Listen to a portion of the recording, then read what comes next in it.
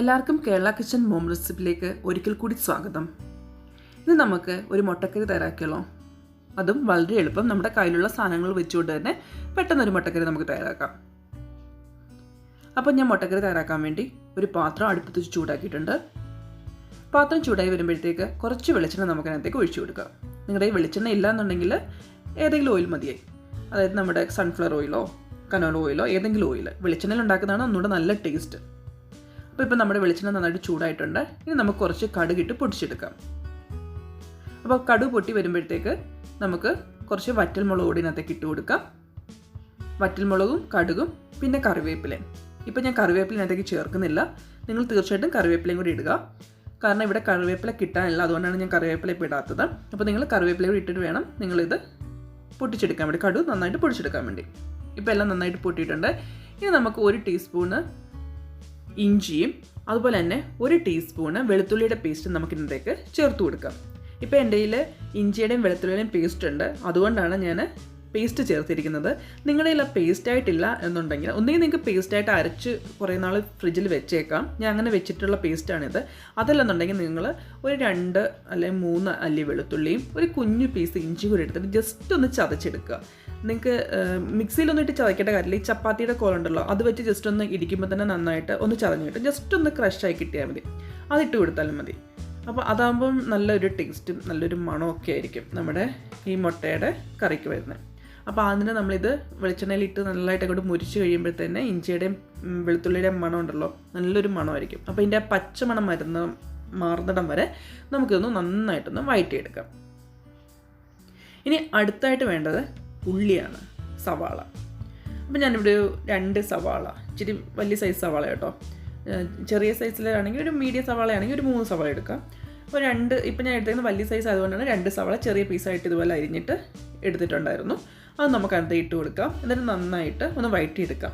അപ്പോൾ ഞാൻ എല്ലാ വീഡിയോയും പറയുന്ന പോലെ തന്നെ ഉള്ളി വഴറ്റാൻ ഏറ്റവും എളുപ്പം എന്ന് പറയുന്നത് നമ്മൾ കുറച്ച് ഉപ്പ് ഇട്ട് കൊടുത്തിട്ട് വഴറ്റുവാണെങ്കിൽ പെട്ടെന്ന് തന്നെ നമ്മുടെ ആ ബ്രൗൺ നിറമായിട്ട് നമ്മുടെ ഉള്ളി കിട്ടും. അത് നന്നായിട്ട് വഴന്ന് കിട്ടും. അപ്പോൾ നമുക്ക് കുറച്ച് ഉപ്പ് ഇട്ട് കൊടുത്തിട്ട് 1 ടീസ്പൂൺ ഉപ്പ് ഇട്ട് കൊടുത്തിട്ട് നമുക്ക് നന്നായിട്ട് ഉള്ളി ഒന്ന് വഴറ്റിയെടുക്കാം.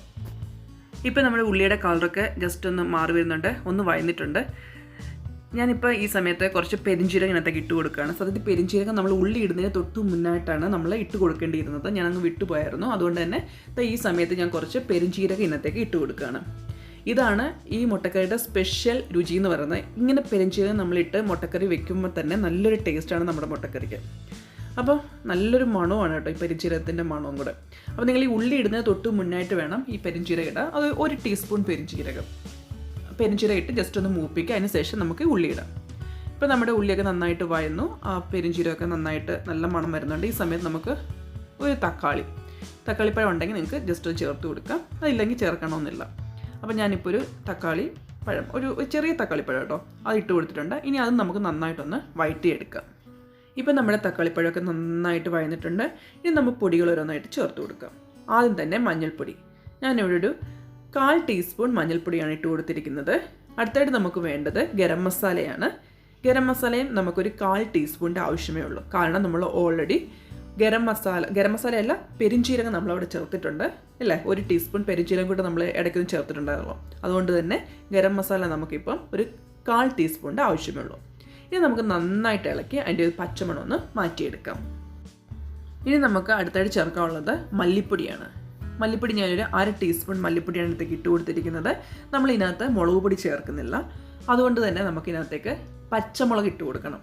അപ്പോൾ ഈ മല്ലിപ്പൊടി നന്നായിട്ട് ചൂടായതിന് ശേഷം നമുക്ക് ഒരു 2 പച്ചമുളക് കീറിയിട്ട് കൊടുക്കാം.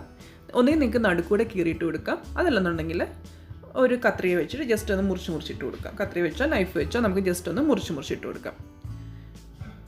ഇതേപോലെ നമുക്കൊന്ന് മുറിച്ചിട്ട് കൊടുക്കാം. ഇനി നമുക്ക് നന്നായിട്ടൊന്ന് ഇളക്കി ആ പച്ചമുളകിൻ്റെയും ആ പച്ചമണം ഒന്ന് മാറണം വരെ ഒന്ന് മൂപ്പിച്ചെടുക്കാം.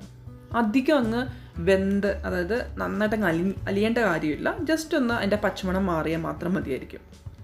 ഇനി നമുക്കിതിനകത്തേക്ക് കുറച്ച് വെള്ളം ഒഴിച്ചു കൊടുക്കാം. കുറച്ച് വെള്ളം, നമ്മളങ്ങ് ഒരുപാട് വെള്ളമാക്കുന്നില്ല. കുറച്ച് വെള്ളം ഒഴിച്ചു കൊടുത്തിട്ട് നമുക്ക് ഇതുപോലെ ഒന്ന് ഇളക്കി എല്ലാം ഒന്ന് യോജിപ്പിച്ചെടുക്കാം. ആദ്യം കുറച്ചൊഴിക്കുക, അതിന് ശേഷം കുറച്ചുകൂടെ എനിക്ക് ആവശ്യമായിട്ട് വന്നു. അതുകൊണ്ട് ഞാൻ കുറച്ചുകൂടെ ഒഴിക്കുന്നുണ്ട്. എല്ലാം കൂടി വന്ന ഒരു 1/4 കപ്പല്ല 1/4 ഗ്ലാസ് ഉണ്ടല്ലോ, അത്ര വെള്ളം ഞാൻ ഒഴിച്ചിട്ടുള്ളൂ. അത്രയും ഒഴിച്ചു കൊടുത്തിട്ട് നമുക്ക് എല്ലാവരും നന്നായിട്ടൊന്ന് മിക്സ് ചെയ്തെടുക്കാം. ഈ സമയത്ത് നമുക്ക് ഉപ്പൂടൊന്ന് ചെക്ക് ചെയ്യാം. ഉപ്പ് ആവശ്യമെന്നുണ്ടെങ്കിൽ നമുക്ക് കുറച്ചുകൂടി ഉപ്പ് ചേർത്ത് കൊടുക്കാം. നമ്മൾ ഓൾറെഡി സവാള വഴറ്റിയ സമയത്ത് ഉപ്പൂടി ഇട്ടിട്ടായിരുന്നുള്ള സവാള വഴറ്റിയിരുന്നത്. അതുകൊണ്ട് തന്നെ ഈ കറിക്ക് ഇപ്പോൾ ഉപ്പ് ഉണ്ടായിരിക്കും. അതെല്ലാം നിങ്ങൾക്ക് ഇച്ചിരി ആവശ്യം ഉണ്ട് എന്നുണ്ടെങ്കിൽ ടേസ്റ്റ് ചെയ്തതിന് ശേഷം മാത്രം നമുക്ക് ഉപ്പ് ഒന്ന് ഇട്ട് കൊടുക്കാം. ഇനി അടുത്തായിട്ട് നമുക്കിതിനകത്തേക്ക് കുറച്ച് തേങ്ങാപ്പാൽ ഒഴിച്ചു കൊടുക്കാം. നിങ്ങളുടെ തേങ്ങാപ്പാൽ ഉണ്ടെങ്കിൽ ഒരു 2 ടേബിൾ സ്പൂൺ തേങ്ങാപ്പാൽ നമുക്ക് ഇതിനകത്തേക്ക് ഒഴിച്ചു കൊടുക്കാം. അതെല്ലാം നിങ്ങളുടെ തേങ്ങാപ്പാൽ ഇല്ല എന്നുണ്ടെങ്കിൽ നിങ്ങൾ വിഷമിക്കേണ്ട, കുറച്ച് പശുവും പാൽ, ഒരു 2 ടേബിൾ സ്പൂൺ പശുവും പാൽ ഇതിനകത്തേക്ക് ഒഴിച്ചു കൊടുക്കുക. കറിക്ക് ഒരു ടേസ്റ്റ് വ്യത്യാസം കാണില്ല, നല്ല ടേസ്റ്റ് ആയിരിക്കും നമ്മുടെ കറിക്ക്. ഓക്കെ, അതുമല്ല നിങ്ങളുടെ കയ്യിൽ ഇത് രണ്ടും ഇല്ലെന്നുണ്ടെങ്കിൽ കുറച്ച് കാഷ്യൂനട്ട് അരച്ച് ചേർത്താൽ അതിനേക്കാൾ നല്ല ടേസ്റ്റ്. അതായത് പശുവും പാലും തേങ്ങാപ്പാലും ചേർക്കുന്നതൊക്കെ അടിപൊളി ടേസ്റ്റ് ആയിരിക്കും. നമ്മുടെ കാഷ്യൂ അരച്ച്, അത് നമ്മുടെ അണ്ടിപ്പരിപ്പുണ്ടല്ലോ, അണ്ടിപ്പരിപ്പ് അരച്ച് ചേർക്കുകയാണെങ്കിൽ നല്ല ടേസ്റ്റാണ്. ഇനി അണ്ടിപ്പരിപ്പ് ഇല്ലെന്നുണ്ടെങ്കിൽ കുറച്ച് ബദാം അരച്ച് ചേർത്താലും മതിയായിരിക്കും. നല്ല കിടിലൻ ടേസ്റ്റിലുള്ള മുട്ടക്കറി നമുക്ക് കിട്ടും. അപ്പോൾ ഇത് നമ്മൾ ഇട്ട് കൊടുത്തതിന് ശേഷം നന്നായിട്ടൊന്ന് ഇളക്കുക. ഉപ്പ് നമ്മൾ ഓൾറെഡി നോക്കിയിട്ടുണ്ടായിരുന്നല്ലോ. അപ്പോൾ ഇപ്പം എനിക്ക് കുറച്ചുകൂടെ വെള്ളം ആവശ്യമായിട്ട് വന്നു. അതുകൊണ്ട് ഞാൻ കുറച്ച് വെള്ളം കൂടെ ചേർത്ത് കൊടുക്കുകയാണ്. അണ്ടിപ്പരിപ്പോ ബദാമോ ഒക്കെ അരച്ച് ചേർക്കുന്ന സമയത്തും നമുക്ക് വെള്ളം കുറച്ചുകൂടെ ആവശ്യമായിട്ട് വരും. ആ സമയത്ത് നമുക്ക് കുറച്ച് വെള്ളം കൂടെ ഒഴിച്ച് കൊടുക്കാവുന്നതാണ്. അപ്പം നന്നായിട്ടൊന്ന് ഇളക്കി നമ്മുടെ ഉപ്പൊക്കെ പാകമാണെന്ന് ഒന്നുകൂടെ നോക്കുക. ഇത്രയേ ഉള്ളൂ. ഇനി നമ്മൾ തയ്യാറാക്കി വെച്ചിരിക്കുന്ന മുട്ട പുഴുങ്ങുന്ന കാര്യം ഞാൻ ഓൾറെഡി പറഞ്ഞില്ലായിരുന്നല്ലോ. ഈ സമയത്ത് തന്നെ നമുക്ക് സൈഡിലേക്ക് ഒരു കുക്കറിൽ വെച്ചിട്ട് നമുക്ക് മുട്ട പുഴുങ്ങിയെടുക്കാം. ഞാൻ ഓൾറെഡി കുക്കർ സൈഡിൽ മറ്റേ അടുപ്പിലോട്ട് കുക്കർ വെച്ചിട്ട് ഞാൻ ഒരു 3 മുട്ട ഓൾറെഡി ഞാൻ പുഴുങ്ങി വെച്ചിട്ടുണ്ടായിരുന്നു. കാരണം ഒരു സൈഡിൽ നമുക്ക് ഈ മസാല തയ്യാറാക്കാം, ഒരു സൈഡിൽ നമുക്ക് ആ സമയത്ത് തന്നെ മുട്ട പുഴുങ്ങി കിട്ടുകയും ചെയ്യും. അപ്പോൾ എൻ്റെ മുട്ട ഓൾറെഡി പുഴുങ്ങിയത് അവിടെ ഞാൻ റെഡിയാക്കി വെച്ചിട്ടുണ്ട്. ഇനി നമുക്കത് പൊളിച്ചിട്ട് ജസ്റ്റ് നമുക്ക് ഈ കറിയിലേക്ക് ഇട്ട് കൊടുക്കാം. അത്രയേ ഉള്ളൂ. വളരെ പെട്ടെന്ന് തന്നെ നമുക്ക് തയ്യാറാക്കാൻ പറ്റുന്നതാണ് ഈ മുട്ടക്കറി. അപ്പോൾ ഇനി നമ്മുടെ ആ മുട്ടയും കൂടി നമുക്കതിനകത്തേക്ക് ഇട്ട് കൊടുക്കാം. അപ്പോൾ നമ്മൾ മുട്ട ഇട്ട് കൊടുത്തതിന് ശേഷം ആ മസാല ജസ്റ്റ് ഒന്ന് മുട്ടയിലേക്കൂടെ ഒന്ന് പിടിപ്പിച്ച് കൊടുക്കുക. ഒന്നിനും നിങ്ങൾക്ക് നടുക്കൂടെ കീറി മുട്ട ഇട്ട് കൊടുക്കാം, അല്ലെങ്കിൽ ഫുള്ളായിട്ടുള്ള മുട്ട ഇട്ട് കൊടുക്കുന്ന സമയത്ത് ജസ്റ്റ് ഒന്ന് 3 സൈഡിലൊന്ന് ജസ്റ്റ് ഒരു വര ഇട്ട് കൊടുത്തതിന് ശേഷം വേണം നമ്മൾ മുട്ടയിനകത്തേക്ക് ഇട്ട് കൊടുക്കാൻ വേണ്ടി. ഇതുപോലെ കീറി ഇട്ട് കൊടുക്കുകയാണെങ്കിൽ തന്നെ പെട്ടെന്ന് തന്നെ മസാല ആ മുട്ടയിലോട്ട് കിട്ടുകയും ചെയ്യും.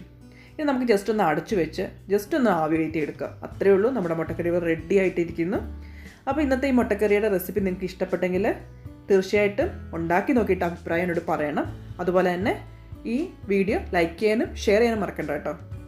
അപ്പോൾ എന്നും പറയുന്ന പോലെ ആദ്യമായിട്ട് കാണുന്നവരാണെങ്കിൽ തീർച്ചയായിട്ടും ഒന്ന് സബ്സ്ക്രൈബ് ചെയ്യണേ. അതുപോലെ തന്നെ സൈഡിൽ കുഞ്ഞു ബെൽ ബട്ടൺ അമർത്താനും മറക്കല്ലേ.